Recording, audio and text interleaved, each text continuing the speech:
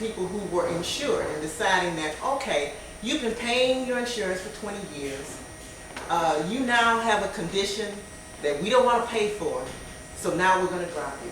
Illinois is number one. We have to work to give our Department of Insurance the authority to change that in Illinois. They will also be involved in setting up the exchanges, what that looks like. They need oversight of the pricing at the local level. And so we have a lot to do, not only to educate people in the community and in our faith traditions, but also to educate them about these structural issues and get them involved in the fight. Because it's going to be a fight.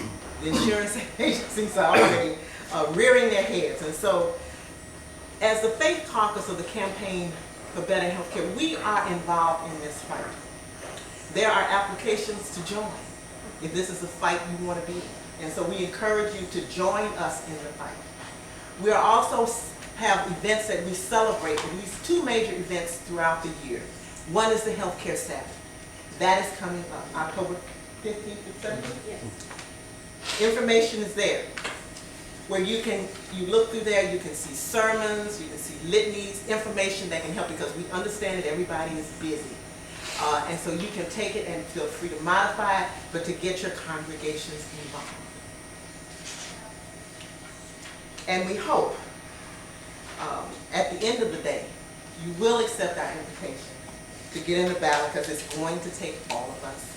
It's not going to take a few to get involved, and particularly educating and advocating for the change that we want. So I thank you for your time and your attention. I look forward to seeing you on the battlefield that we have ahead of us. If you have questions, I'm free to answer those before concluding. No questions. So there's just a battle cry. How many people are going to join us? Okay, wonderful. So we can get applications to them. Thank you.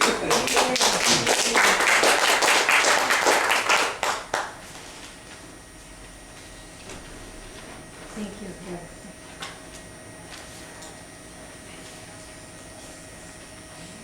You heard the call. The call was made. And so to take that step just a little bit further, I'd like to ask our director for the Campaign for Better Healthcare, or director of the Healthcare Justice Campaign, which, as you know, is the overall statewide, more broad-based coalition that the Faith Caucus is a part of. And so I'd like to introduce our Faith Caucus, our Healthcare Justice Director, who has a long background in organizing, both in Michigan, Missouri, and here in Illinois. And he brings his talents to our Healthcare Justice Campaign, and he will tell you more on how the next steps in that battlefield, and making sure that we work to inform, improve, and to implement the healthcare reform. If we can give a warm welcome to Jonathan Vanderberg.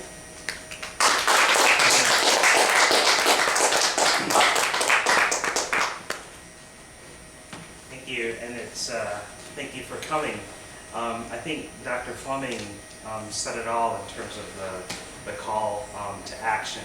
So what I want to do, though, is just to give a few specific ways, additional ways, that you and your members or your congregation can get involved. The first is faith communities are great at calling out mistruths and setting people straight, and doing so in a way that people trust. This issue has been subject to a lot of misinformation, some of it unintentional, some of it intentional. So the first thing we ask is, if you hear something about this law that just doesn't seem right, or you wonder, call us. Call Laura or call me. We'll investigate it. We had a very large global company that was saying your healthcare benefits will now be taxed. which is completely wrong. And we heard about it, and we dogged them, and they issued a retraction. So let us know if you hear anything that sounds fishy. Secondly, call your state leaders. We believe that a lot of these insurance reforms, we shouldn't have to wait until 2014. And you know what? We don't. Because the Illinois General Assembly at any moment can say, we're not going to allow gender rating now. We're going to ban pre-existing conditions denials now. And you know what? In the midst of a budget crisis, these things don't cost the state a cent. So call your state representatives. And the third thing, the final thing that I want to mention, I actually think is the most important, and that is stories. Faith traditions of all kinds are very good at giving life narrative and empowering people to share their stories. And the way that we are going to move this justice issue forward is to empower people to tell their own healthcare stories. That takes a lot of courage, and so we really try to assist people in doing that. But maybe they are a parent and their young adult, instead of being kicked off their plan, now under this law will be able to stay on their plan. In order to convince the public that that is important, we need parents like that to step forward and simply tell their story. That, in an age of very cynical political spin, that is the one thing that gets across to the public about why this is important. So we have brochures, story flyers that talk to people about how they can share their story, who to call to share their story, and we can get those to you. We encourage you to spread that call through your organization, through your congregation, and if you know people who maybe they have had their plan rescinded, maybe they have had a child who's been denied because of pre-existing condition, maybe they need to go into the high-risk pool. We'll help them take advantage of those benefits too. So so stories is a big thing. I'm actually going to wrap it up, Laura, and give it back to you. Okay. Just to give kind of a historical perspective, justice issues are never, if at all, solved with the passage of one piece of legislation. And so this is, as Dr. Fleming said, a continual fight.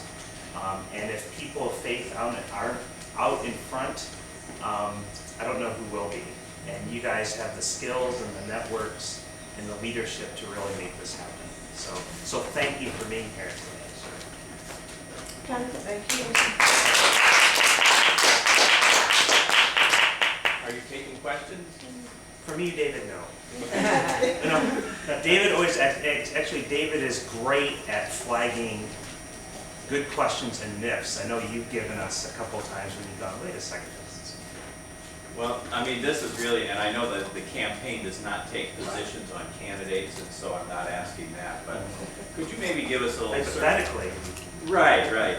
But at the state level, could you give us maybe kind of an overview in your estimation of the issues that would be affected by the election of particular leaders? In other words, what difference does it make in the governor's race? What issues are within that scope of that office that we should be paying attention to? Yeah, I mean, we are a 501c3, so we don't endorse candidates. What I can say, though, is if a governor is explicitly against reform, so if someone gets into office who's what I would consider an anti-reformer, no matter what state they're in, they can chew this process up. They really can, because as Thomas said very accurately, a lot is left to the states to implement this, to define this, to make it work. And if there is a governor who doesn't want this to work, they can wreak a hell of a lot of havoc. And so it's very important that we have policymakers who can move this forward. So I guess that's the way that I would put it. I would also say another very important player in all this who doesn't get a lot of attention, or multiple players who don't get a lot of attention, are the leaders within the executive branch of state government. So the commissioner of the Department of Insurance, the head of HFS, HFS does fantastic work, public health, the head of public health. All of those agencies, although those heads of those agencies aren't elected, they are elected. Yeah. Because when you vote for a governor, that governor appoints those. Right. So not only are you voting for a governor, you're voting for the key leaders throughout the executive branch that will, I'm confident that no matter what happens, reform will go forward. It's just going to be a far different fight. And then the last thing I would add to that is we have a great opportunity to keep pushing this forward to implement and improve. I think when anti-reformers are elected governor, you automatically have to spend more time on the defensive side, protecting all kids. We'd still go on the offensive, but so getting involved civically in the next couple of months is indispensable right now. It's absolutely critical. However you go.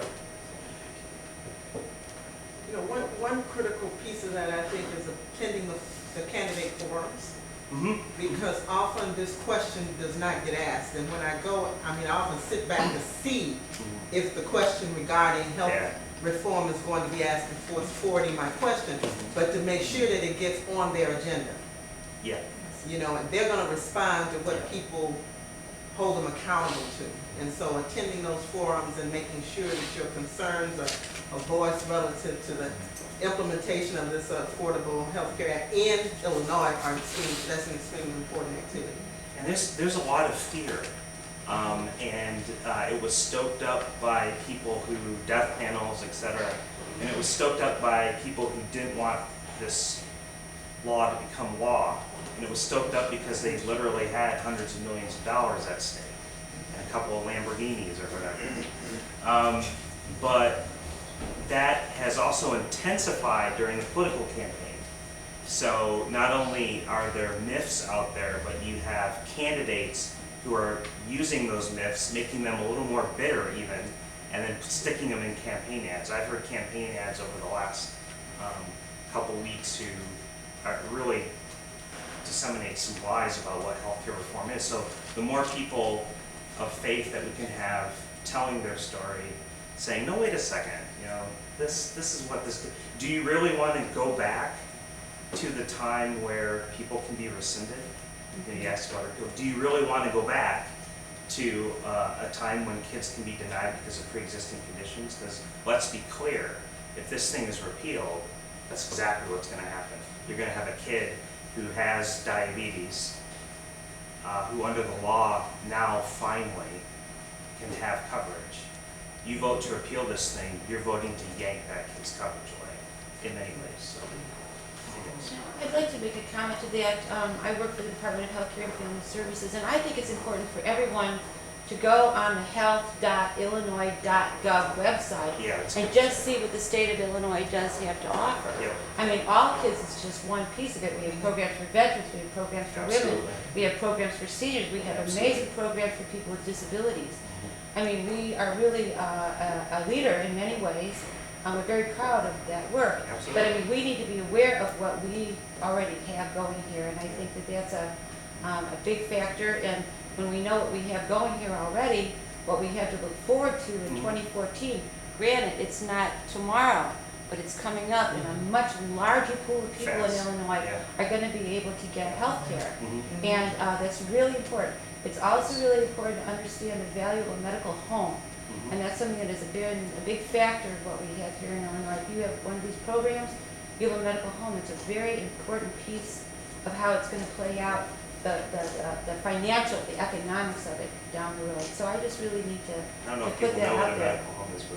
A medical home is a place where in Illinois, if you have a doctor, if you're part of All Kids or Family Care, these programs, you have a doctor, you have a provider that is, you either can choose your provider from our network. If you don't get a provider, if you don't choose one, then you will be given a medical home, and Yeah. you can change every 30 days. But it also means that your medical records will follow you, and you're not going to 5 different doctors and getting the test done at 5 different places. So the medical home is a very important And by the factor. way, it saved the state of Illinois $140 million during its first year. 1 year. During 1 year, 1 year. and having higher quality service. But the other thing I would just very quickly mention is we do have a toll-free helpline Yeah. that anyone can call. It's a free service. There's a flyer. Now, the helpline, so yeah, there's a flyer over there. But the helpline is not only for people, the helpline people can also use to discover what some of the benefits of this law is and how they get access to the law. We have had a couple businesses call the helpline, and we've worked with them very closely to find out, are you eligible for the tax credit? And then we've helped them begin to think about applying for it, and we will stick with them until they get it. So it's the same with all of these. So. But anyways, thank you. I'm going to hand it back to you, Laura, to wrap up. Great, thank you so much.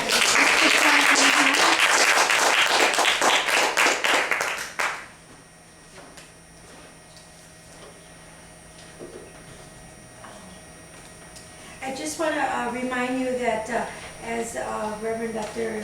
Shirley Fleming had gave the call, that we also have the Healthcare Sabbath, which is this weekend. But what it is where we ask congregations of all faiths across the state to pray for healthcare justice, that there be healthcare for all, that it be affordable, quality, and accessible for all, and also to promote information regarding the healthcare reform. And we have some materials here that can be used by congregations to inform their members. So I'd like to ask you if you can please help us spread the word. We're still trying to get the word out and ask congregations to host a Healthcare Sabbath event. And if they can't do it this weekend, if they could do it at a later date, but just let us know so we know how many congregations are participating.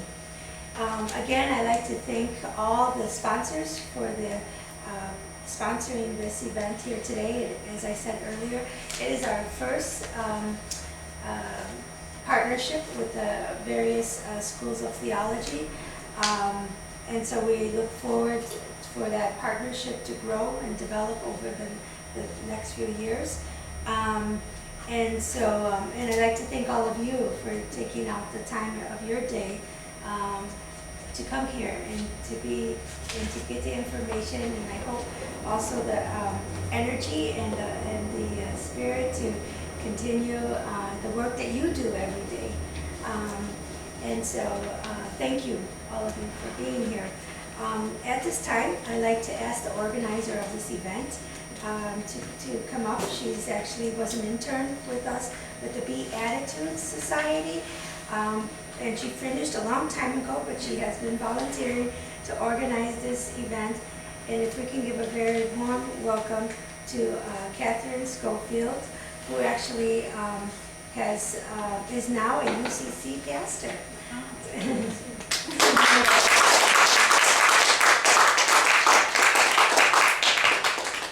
was just going to lead us, if you're so inclined, in a closing prayer, and if you'd be willing to hold hands with me.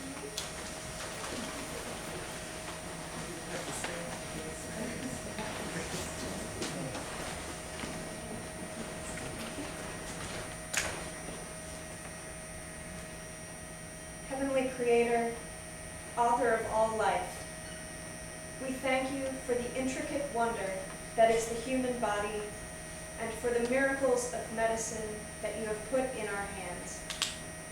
We thank you, too, for the opportunity to come together as a community this morning and affirm our commitment to care for all of your people.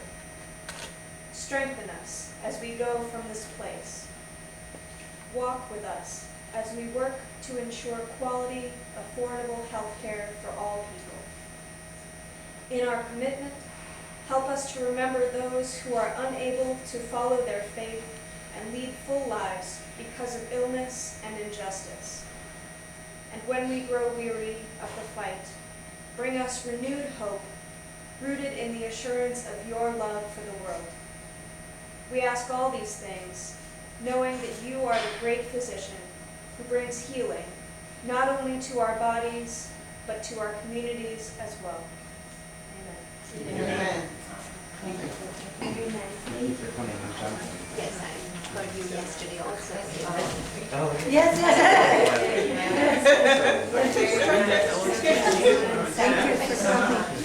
Thank you for coming. Are you doing this? Thank you. Website. Oh, yeah, we do give educational. Students involved We'll go Yeah. 20 or whatever people will be there. that's what I. We'll be there. Oh, no, They'll be there. Now, are you the center that you represent? Wow. Christian/Lutheran and Muslim? Yeah, we primarily work with The churches? Within the school? Yeah. Education and great leaders that are aware of interfaith. Sure. But we have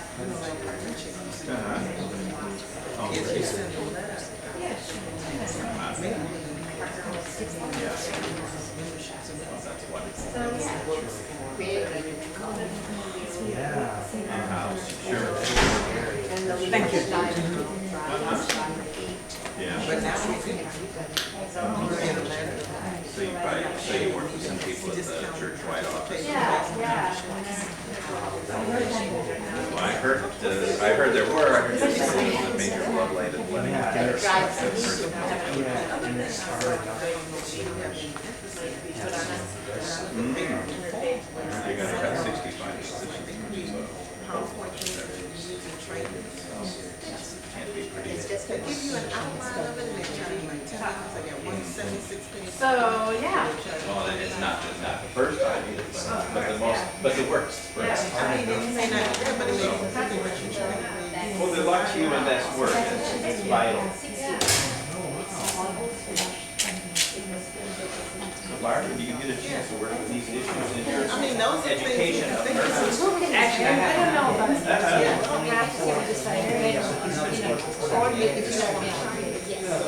Thank you so much.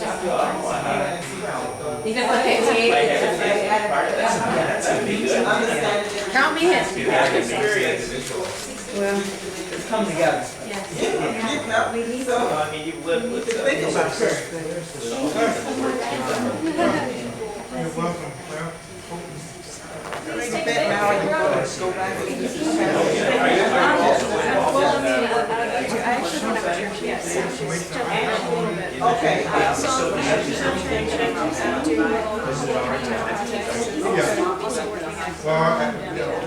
Okay. Just making things work. All right, okay. It was so wonderful. If you're Thank you so much, and it was just great to meet you. And I'm really excited. The battle has just given us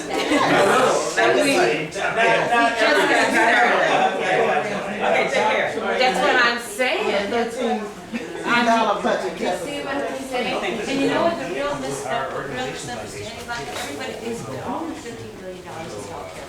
But to me too, that's a complete lie. like